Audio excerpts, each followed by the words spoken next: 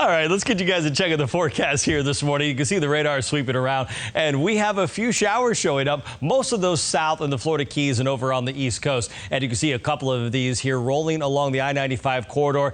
Quite a few less this morning than what we saw yesterday at this time between Jupiter and Boca. And then down in the Florida Keys, those showers continue to roll right there over the straits on this northeasterly breeze that will turn a little more out of the east later on today. So we're a little warmer this morning. This time yesterday, we had temperatures in the upper 40s north of the Peace River. Now we're at 56 degrees Punta Gorda, 57 in Palmdale. And as you work your way to the south, looking pretty good all the way through Golden Gate. So we've got about a 4 to 9 degree increase, the biggest right now along State Road 29 here in the central parts of our viewing area. And the wind will pick up today. It'll be a little breezier, 10 to 15 miles per hour. We could see gusts up to 20. And this morning we have a gust of 12 in Venice, 5 in Ochapee. So your forecast looks quite a bit similar to yesterday. 78 degrees, a nice sunny afternoon.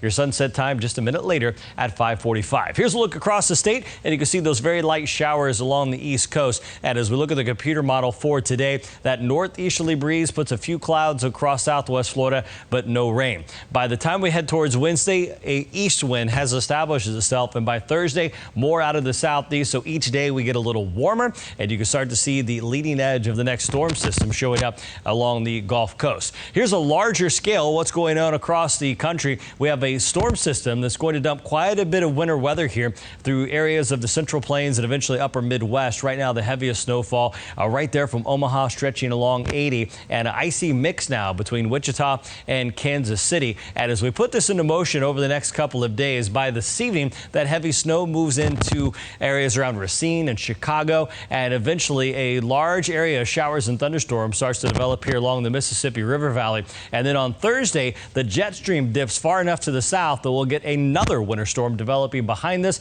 This could bring some wintry mix along the Red River Valley here in the northern parts of Texas and Oklahoma, and eventually riding through the Midwest. We'll be watching this trailing cold front to eventually bring us about a 30% chance of showers, but we got to be patient. The models continue to delay the arrival of that front. So as we go towards New Year's Eve here on the 31st, a very warm pattern setting up. There's that big dip in the jet stream bringing the cold weather to Texas, and eventually we'll get a little dip here on Sunday, and that will temporarily cool us off to start the first full week of 2021. Ingham Marine forecast today calls for a small craft caution because of those winds picking up near 20 knots. As you look at your forecast here for today, we'll reach 78 degrees. Overnight tonight, we'll dip down to 60, and then looking ahead here at your extended forecast, the warm-up continues. We'll be possibly in the mid-80s here by Friday, with showers possible late Saturday and early on Sunday, and we'll continue to track the timing of that forecast here the days ahead.